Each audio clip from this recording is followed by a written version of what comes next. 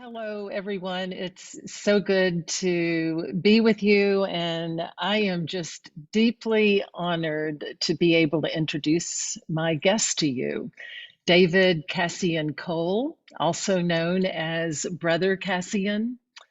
David is an international spiritual teacher and retreat leader. He comes out of a full-time church minister role. And in 2010, he founded and became executive director of Waymark Ministries. He's also served and still does in the Celtic New Monastic Order.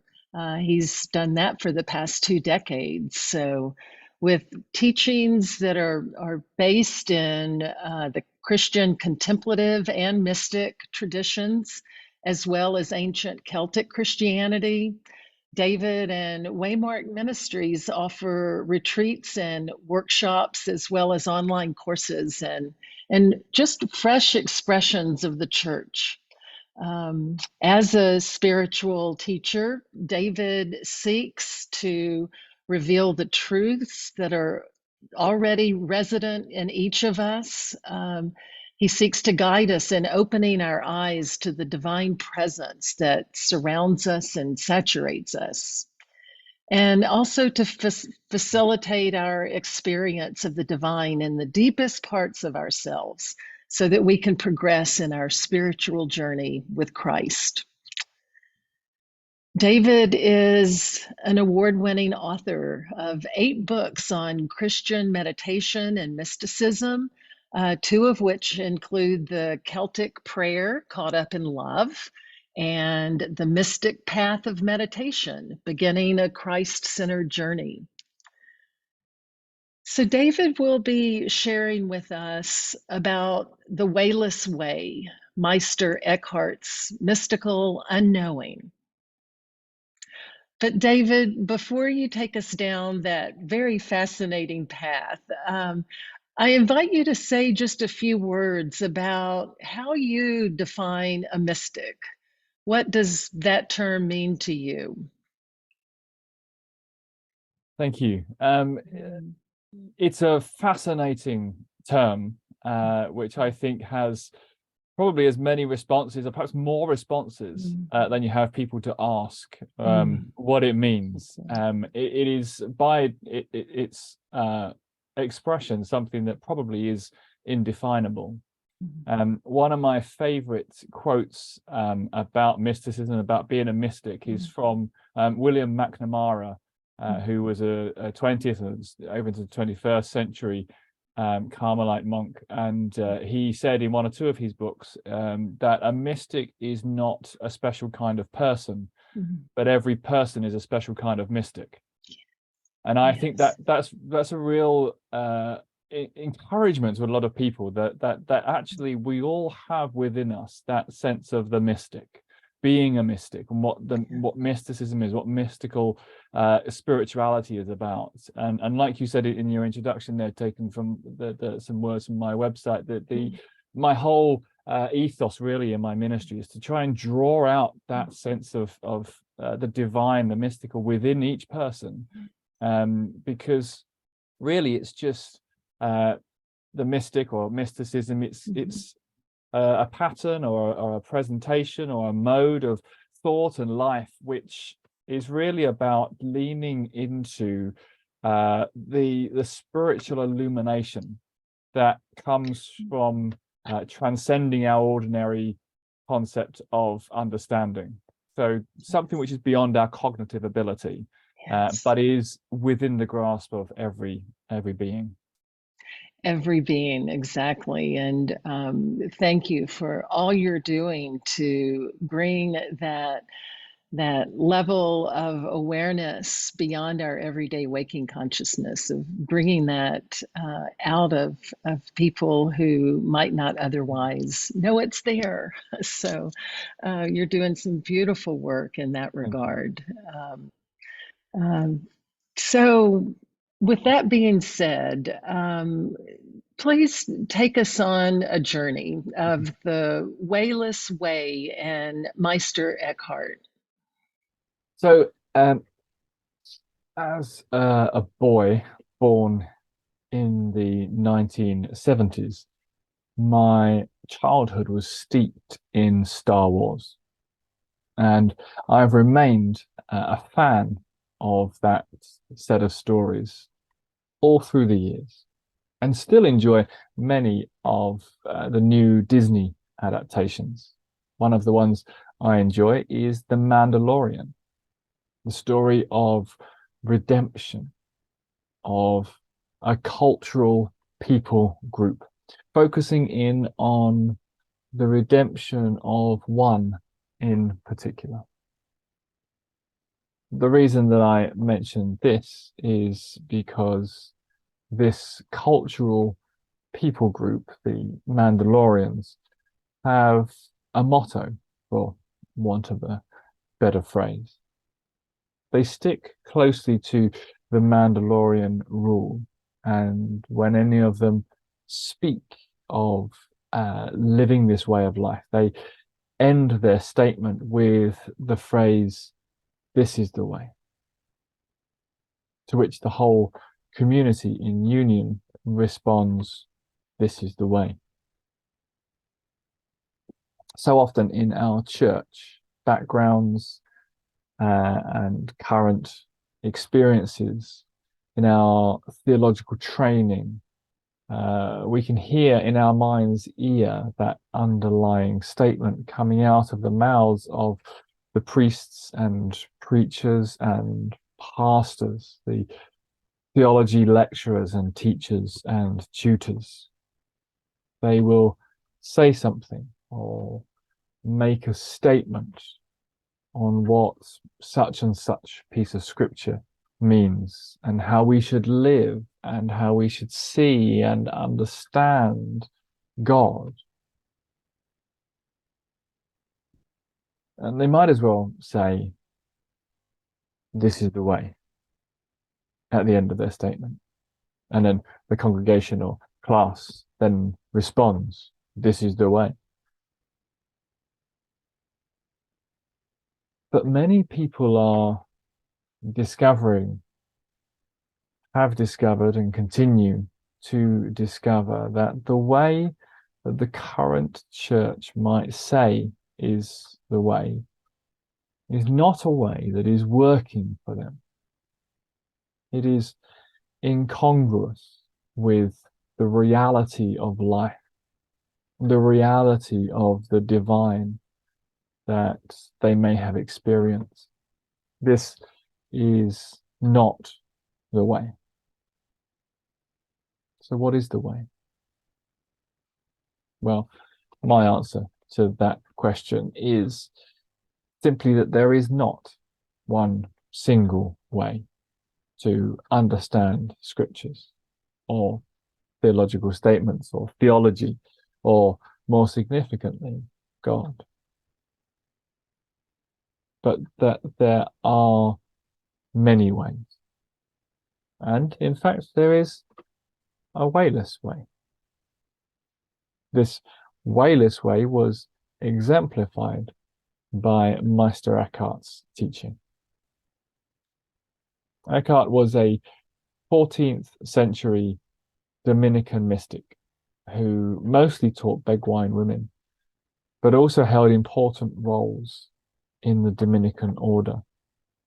He was in the midst of going through a trial to defend accusations towards him of heresy, most of which he had refuted, but he died before the end of the trial. So actually, he can never be fully exonerated from accusations of heresy. But, contrariwise, because the trial did not end, he cannot be classed by the church as a heretic, a man who will forever sit on the cusp between the two, which I think would please him. One of the best introductions to the life and teachings of Meister Eckhart, if you're not familiar with him, is The Way of Paradox by Cyprian Smith. Fantastic book that gives you a very good outline and introduction to Eckhart and his teachings and theologies and the things that will transform some elements of your own path. The soul has three ways to God, Eckhart says in one of his sermons. He describes the first and then says the second way is a wayless way, free and yet bound, raised and wrapped away well nigh past self and all things, without will and without images, even though not yet in essential being. The way that Eckhart speaks of this wayless way is that it is the falling into silent contemplation, akin, according to Eckhart scholar Richard Woods in his book Master of Mystics, to the Eastern Orthodox Hesychast tradition, as described by Gregory Palamas, a chronological contemporary of Eckhart, but an Eastern Christian mystic rather than a Western Christian mystic as Eckhart does. This silent stilling, which is that the path of contemplation has brought us to the end of words, not because we've run out of things to say, but because our deep hesychastic contemplations have brought us to the point of realization that words are useless compared to what we're trying to describe. So we fall into silent awe. This silence goes beyond something that we practice and becomes ontological. It becomes part of who we are. This silent stilling brings us into union with the divine. It is not, as some forms of mysticism are, an experience of ecstatic rapture. It is, as Woods says, the place of rest, where one encounters the divine, where one encounters the divine presence in the ground of the soul. That is the very core of our being, the heart of the true self. Eckhart also refers to this wayless way as taking God as mode without mode and essence without essence. For God has no modes, he says. It is a seeing and experiencing of the divine beyond all ways of our own creating and understanding. This is not something which we can conjure or cultivate into our meetings or personal times of meditation, but something which transcends that. I have attributed no mode to God, Eckhart says. I have taken from him all mode, for he himself is modeless mode, living and rejoicing in that which simply is. Eckhart lived in the surroundings of the monastic practices and engaged with them with devotion. And yet he saw that although these were an effective way to cultivate the physical disciplines, to create the inner environment to encounter the divine, the soul of each person could not create the way into the divine. But there must be a letting go of all of our thoughts of a way to do this and a way to see the divine. For Eckhart, the path into this wayless way is detachment. Eckhart spoke and wrote a lot on detachment. When I preach, Eckhart said in one of his sermons, it is my want to speak about detachment and of how man should rid himself of self and of all things. Eckhart would include in these things our concepts of God. In the same sermon, he says, if one knows anything in God and affixes any name to it, that is not God. God is above names, above nature, or above things. This is quite contrary to the teachings of most modern churches.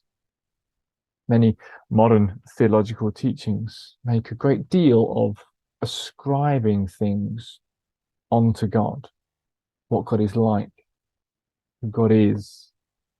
This helps our human mind try to comprehend the ineffable. But in the end, all this does is limit the God that we have.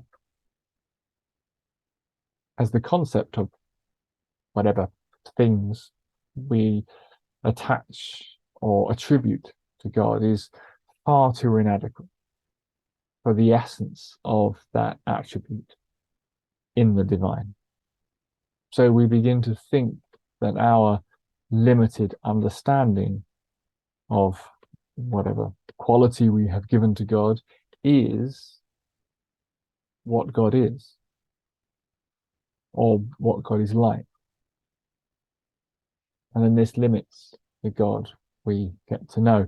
So we end up with a diminished God, which we often feel the need to defend. And it is this God, this diminished concept of God, which we think is God, that Eckhart famously said his prayer, God, rid me of God. That grand, transcendent, ineffable, divine being, God, rid me of this diminished God that I have in the concepts of my mind and in my heart. God, rid me of God. As well as preaching sermons on detachment, Eckhart also wrote a paper on it. He says, I have read many writings of pagan masters and of the prophets and the Old Testament and New Testament, and I have sought earnestly with all diligence to discover which is the best and highest virtue whereby a person may become, by grace, what God is by nature, and whereby a person may come closest to their image when they are in God, wherein there is no differentiation between their being and God's being. After a thorough study of these writings, I find, as well as my reason can testify or perceive, that only pure detachment surpasses all things. For all virtues have some regard to things, but detachment is free of all things. He who would be serene and pure needs but one thing: detachment. A detachment of all ways, all modes, all formulas to get to God. A detachment of ideas and concepts and understandings of who God is, many of which may give us security within our faith. And perhaps if I am allowed another Star Wars reference, we must, as Jedi Master Yoda says, learn to let go of those things we fear to lose. This detachment, this wayless way, is Eckhart's mystical unknowing. That is why Eckhart says detachment is best, for it purifies the soul, purges the conscience, kindles the heart, awakens the spirit, quickens the desire, makes us know God. Let me just repeat that bit. Detachment is best, for it purifies the soul, purges the conscience, kindles the heart, awakens the spirit, quickens the desire, makes us know God. And cutting off things unites us with God alone. This detachment, this wayless way, this mystical unknowing, was a complete stilling of the mind and soul, settling into the ineffable divine presence in the silence which transcends word. This, in essence, is the heart of Meister Eckhart's mysticism and his approach to God. Wow, that's captivating. David, even the word detachment, that's certainly practicing detachment is so hard for so many of us. But obviously so important to being able to approach that mystery we call God. How might we practically implement Eckhart's concept of detachment into our modern lives? Can you talk a little bit about that? Yes, certainly. I think one of the most important things when we're speaking about this sense of detachment is that Eckhart isn't talking about not having things and people within our lives and a part of our lives. It is about our attachment to them. And what he's speaking of really is the anything that we find an attachment to that is greater than our attachment to God is going to be a distraction from our journey into God. So it is a detachment in the sense of holding things lightly, as it were. So the passage where it talks about wanting to preach on detachment, and when he talks about if a man is going to be serene and pure, he just needs detachment. That's in a sermon that's based on the passage of the Mary and Martha story, where Mary is sitting at Jesus' feet and Martha is doing all the stuff. And so that's in the context of the biblical story that he's talking about. Detachment is not having all of the stuff in life overtaking our desire to just sit at Jesus' feet. So Mary chooses the higher way, as Jesus says. This is the way of detachment, just not holding on to the need to do the stuff, to have the stuff, to have recognition. So anything that we hold on to is a bond dragging us down. So detachment is about holding these things lightly, letting them go into the divine presence. That doesn't necessarily mean getting rid of them. Letting things go and getting rid of them are two very different things. So it's about what might get in the way, and if there's anything that's getting in our way of our connection with that divine, the deeper transcendent connection with the divine, we need to find a way of being detached from that thing. Oh, that's beautifully put. That it's not our enjoyment or interaction with things. It's really a matter of priority, isn't it? It's Yeah. where the importance is making God, making that divine presence the most important aspect of our lives. And certainly when we are meditating, involved in centering prayer, that sort of thing. Um, it's not that the things go away, and I know for me, the thoughts don't go away, and it's not necessary to make them go away. It's just we're not attached to them.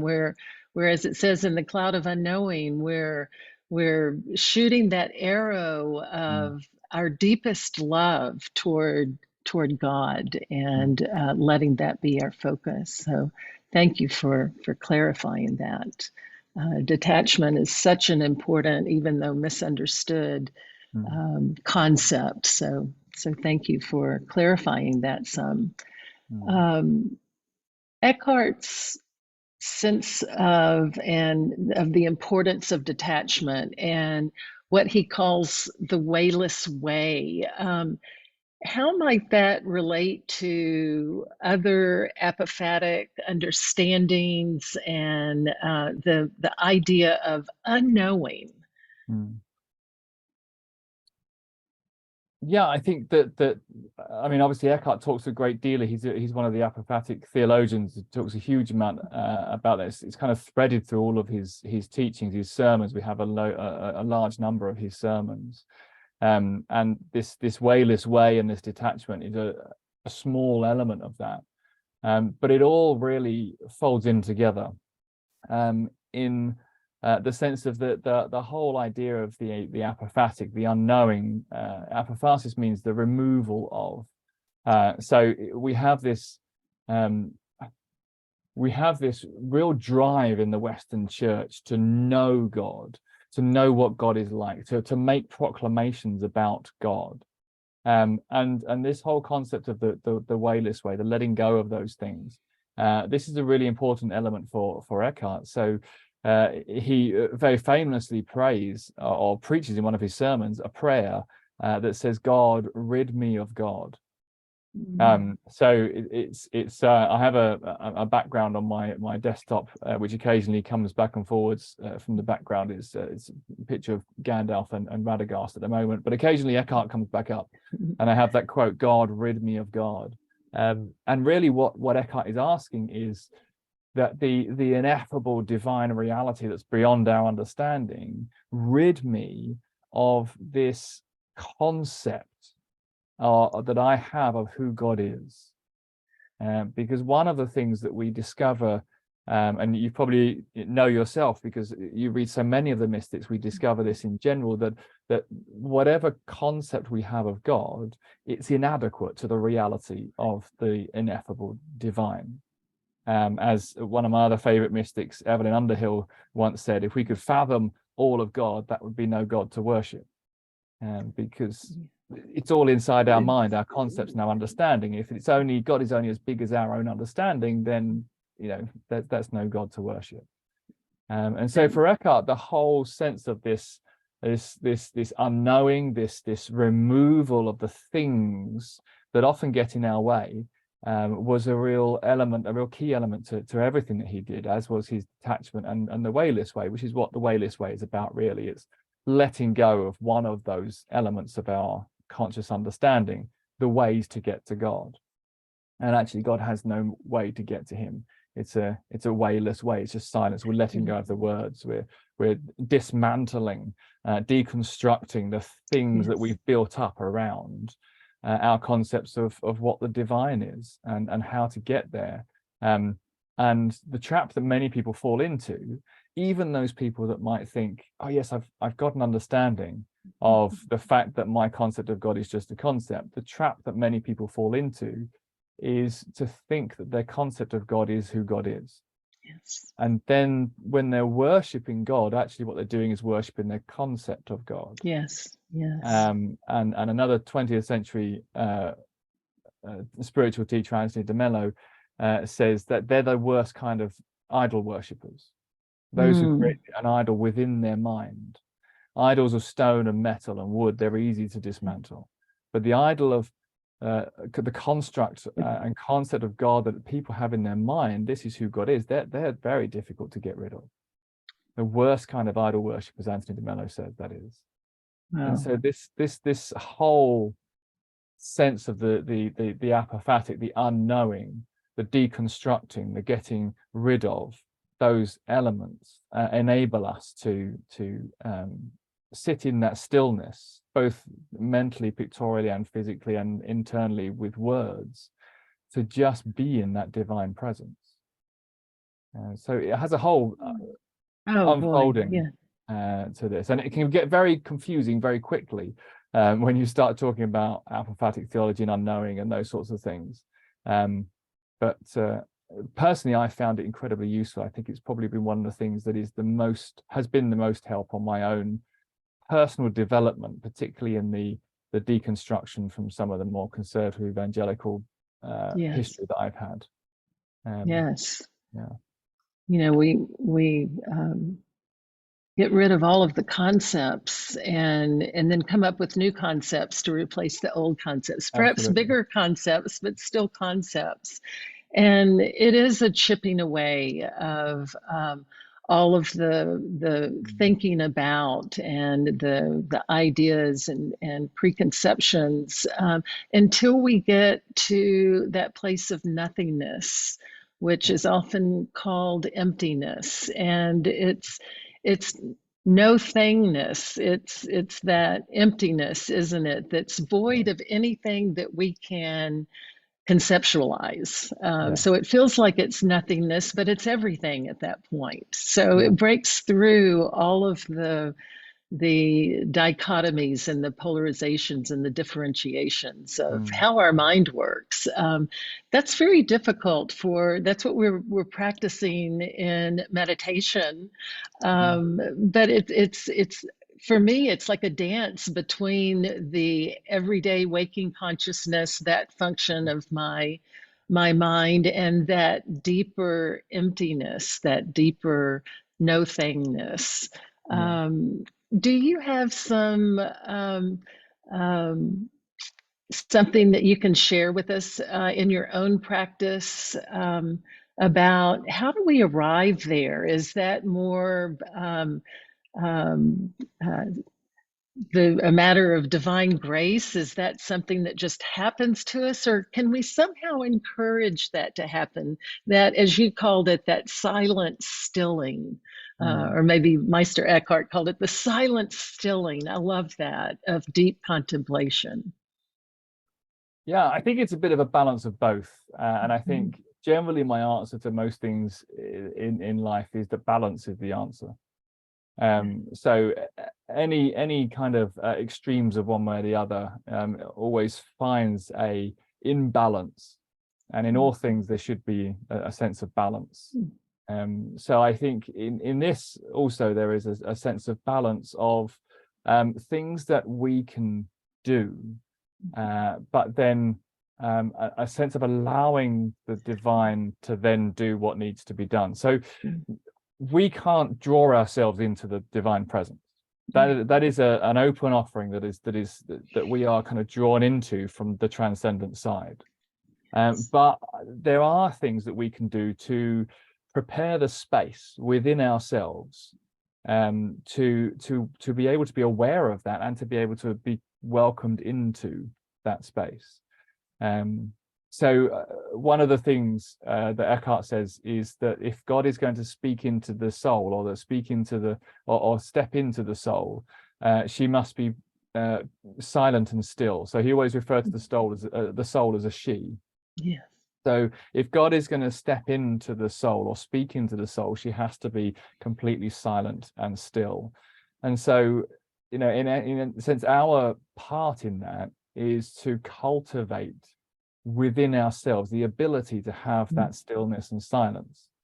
because it does take practice. And you mentioned in the introduction one of my books, The Mystic Path of Meditation. And in that book, I use illustrations such as running marathons and learning to play the piano and learning to drive a car. That if you sit down at a piano, would you use that one as an illustration to start with? And it's the first time you've sat at a piano and you put a piece of Mozart or Beethoven in front of you. There's no way you're going to be able to play it. And you're going to get to that and you're going to look at it and go, there's no way I can do that. It's far beyond my ability. But we all know that it's possible to play it because we've all heard or seen concert pianists do it. And they've put in the hours of practice. They've got themselves to the point where they're able to do that. Or running a marathon. There's no way that I could, get up in the morning and go, right, I'm going to run the marathon, because I couldn't run around the block at the moment. But I know that people can run the marathon. The London Marathon has just happened recently, a week or so ago. And a couple of friends of mine ran the marathon. So I know it's possible. People run the marathon. And if I want to do it, I've got to get myself to that place. Yes. So we've got to create the space within us to really allow the divine presence to sink into us and for us to get into that silent stillness. And so there are some practices that we can engage with to create the space. Like I said, we can't get ourselves into the divine presence, but what we can do is get ourselves to a place where us and the divine presence meets. So our practices gets us to the place where we and the divine presence meet, and then the divine presence welcomes us in, kind of warms us into that space or saturates us and fills us in. So yeah, it's kind of practical elements of how to be still internally, and how to get to that sense of the stillness and the silence mentally and in your own being as well. And that's different for everybody, as much as there is, the amount of ways that to describe the word mystic, as I said at the beginning, there is that many ways of practicing meditation. So I like sitting with silence or some very quiet ambient music. And maybe you can't do that. Maybe you find that totally distracting and your brain is far too busy and actually you need to go for a walk. In your walking, taking your breathing and your steps into rhythm, that's what focuses your mind. And there is myriad ways of practicing meditation, getting to a place of that stillness. So it's important for us to discover the way, the path that leads us into that space the best. But we can do that, and then the welcoming of that divine grace into our being is what kind of connects those two things together. Beautiful. It is like a dance. It is like our setting the stage and then being in the silence, being in the stillness, and waiting for the divine, waiting for the beloved. That's very beautiful. And for me, it helps to just sense the idea of being in love, in divine love, being just slipping into that part of my being, which is so different than being up in my head where I usually am. Yeah, absolutely. So, And that's relevant to how you feel physically when you're in love, isn't it? That kind of just drawn into. It's one of the reasons why the Community of Aid and Hilda called our book the Caught Up in Love, the Celtic prayer book. We called it Caught Up in Love, because that's what we really want to try and get the feel of, that through this prayer, through this connection with the divine, we are caught up in that divine love. oh, beautiful. I love the idea of being caught up in that. It's as we're often using the phrase caught up in thought, or caught up in our activities, caught up in our human lives, and the idea of moving beyond that and to be caught up in divine love is a beautiful idea, and such a relief from what we're usually caught up in. Super. And I think some of what Eckhart teaches, this wayless way, is important in our path of doing that, because we can be very, using that phrase again, very caught up in, are we doing it right? Is it the right way? Am I doing it the right way? Which is another glorious element of the wayless way, is that there isn't a way. of doing it. So the answer is yes, you're doing it right, and yes, you're doing it wrong, all simultaneously. Because it's just practice, it's just doing, it's just, there isn't a way, as it were. There's not a set path, there's not a set understanding, there's not a set way. And there is this wayless way, letting go of all our ideas and things, and drawing into that, being caught up in love. Yes, we can get so cyclic, and where the idea, which is a false idea, that we're not doing it right, or meditation must not be right for me, or I'm not right for it, and then we self-flog. we come against ourselves. We beat up on ourselves, which just exacerbates that whole concept of doing it wrong.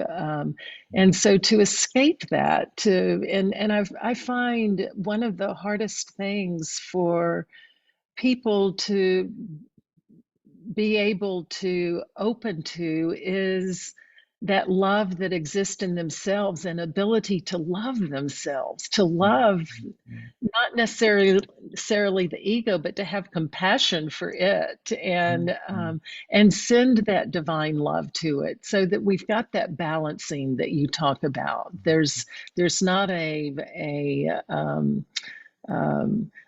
pitting one side against the other, the ego against the divine nature, the human nature against the divine nature. There's that bringing into a beautiful balance. Again, a dance where they complement each other. And that's what we need to draw in towards. I mean, often when you see a picture of or a depiction of Christ, either on stained glass or carved stone on churches and things, he's in this kind of oval shape. And this Vicious Pisces, I think it's called, something like that, is the overlap of the two circles of his nature. So the reason he's in that is so he's got this his human nature and his divine nature as two circles, and as they overlap, they create that shape. Beautiful. He's always depicted inside of. So Christ is the perfect example of the divine within us and the human within us interacting and overlapping and relating with one another. There's not a conflict. We've got to remember that God created our human nature. God created who we are. Now there is the kind of narcissistic side of our ego, which always wants our own way, but there's also that true self side of still the ego. This is who I am. It's the I that Jungian and Freudian psychology speaks of. But it is the true self, the divine element of that. And that's what we need to cultivate. And that's what this, practice is all about. So, bringing those things together is important. Bringing them together, and the true self being that part of us that the divine, that God has created us to be, the ego being who we've created ourselves to be. And if we can get beyond those concepts of who we are as not good enough, or not doing things right, or not having anything but truth and goodness and beauty at the center of our being, that true self who God created us to be, if we can step into that part of our human nature, then there is that beautiful overlap. Where it almost creates an infinity loop, the two circles, in some ways. It's just a beautiful dance together, and you see it all through nature. You see it throughout all creation, where the created form and the divine essence are interacting with each other, and it's so beautiful to be able to, that's the stepping into love, that you're being caught up in love that you're talking about. I'd love to hear just a little bit more about the new monastic order, the Celtic that you are, that you serve, as Brother Cassian. Yes. I'd be pleased to share some things with that. So so I've been part, as you said at the beginning of the introduction, I've been part of this new monastic order for almost 20 years. 2004 was when I joined, so summer 2004, so almost 20 years now.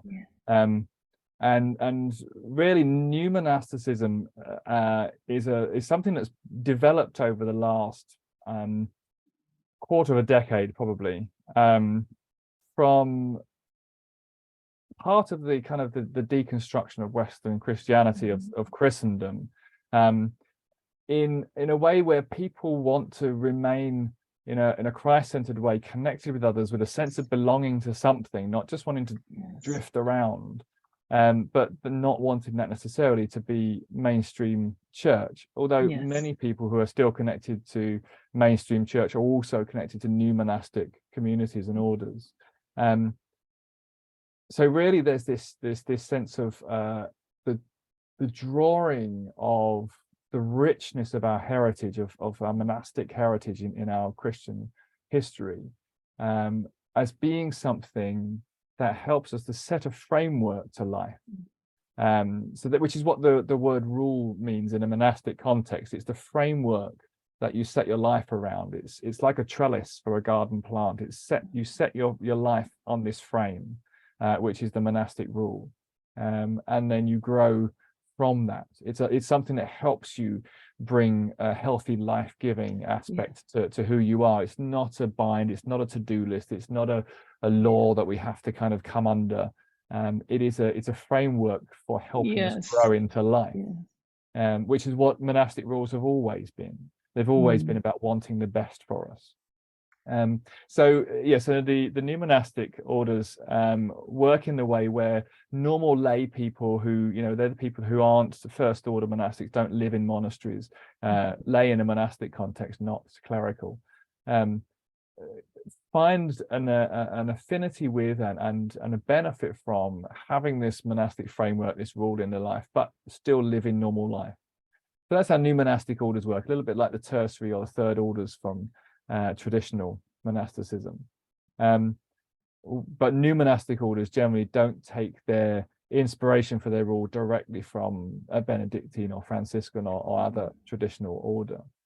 So our order, for example, the Community of Aidan and Hilda, it's called, takes its inspiration from what we can glean from what's commonly these days called Celtic Christianity, which is the kind of the Christianity that was a little aside from the Latin Empire Christianity, the kind of British and Irish Christianity that existed here before the Latin Church, commonly known as the Roman Church, existed, and continued a little bit afterwards, with some differences in some of their thoughts and theologies. So we take our inspiration from that, write our rule from that, and try and live that out in our modern context. So the Celtic church historically, back in the early to middle of the first millennia CE, took heavy influence from the desert tradition. So via John Cassian, which is who I took my monastic name from, and Martin of Tours, particularly those two, probably more so Cassian, took the influence of desert monasticism into British and Irish Christianity.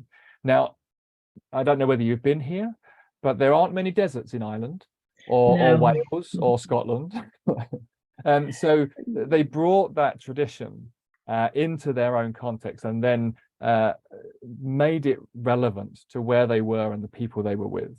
And then so what modern Celtic new monastic orders like the Aidan and Hilda community do is they take that Celtic inspiration into the modern context, not trying to re-implement something that's an ancient context that comes from a different time, a different context, different cultural being, but takes the inspiration from that and then re-implements it into our own context, our own spiritual and cultural context for today.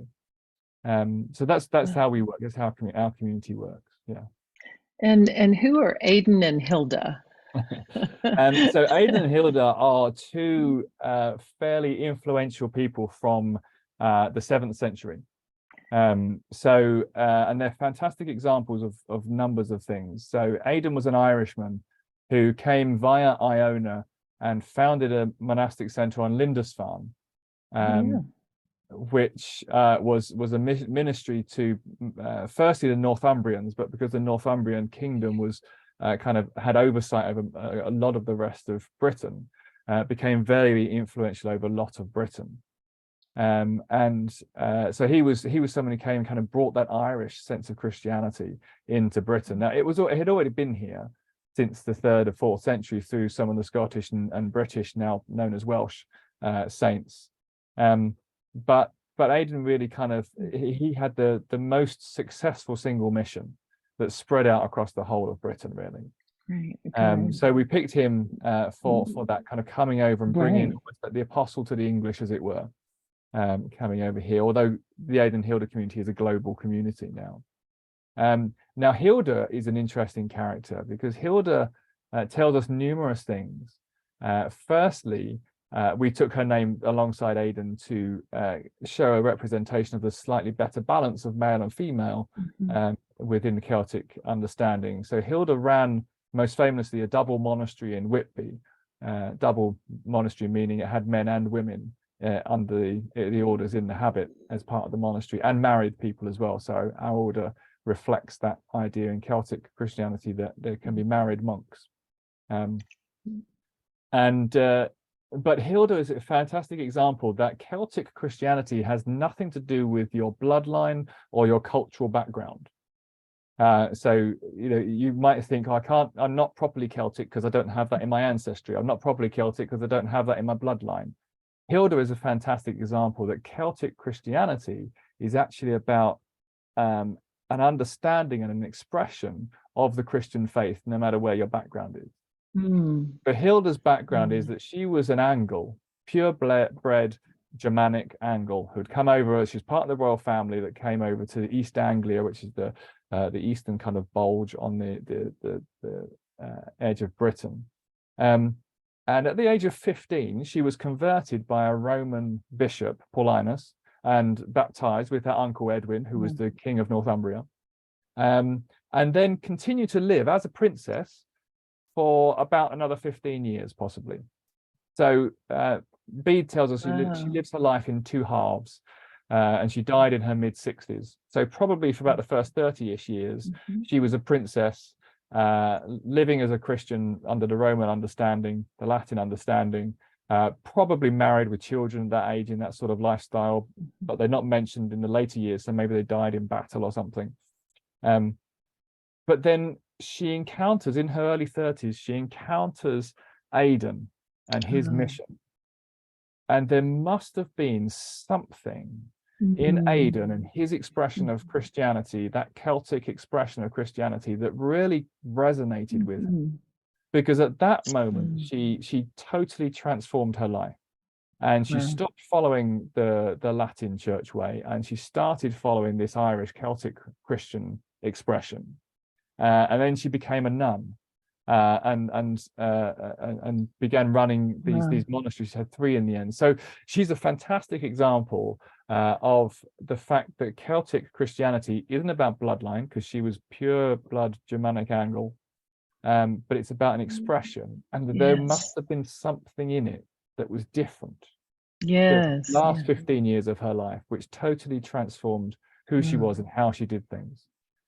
So that's so she then went to be a very influential person, and hosted the Synod of Whitby, which is a famous meeting which kind of began the decline of Celtic Christianity in across Britain in the end of the 7th century. Fascinating, David. That's all so fascinating, and I hope that people can learn more about this new monastic order on your website, correct? Yeah, there's a link at the bottom of the landing page on my website.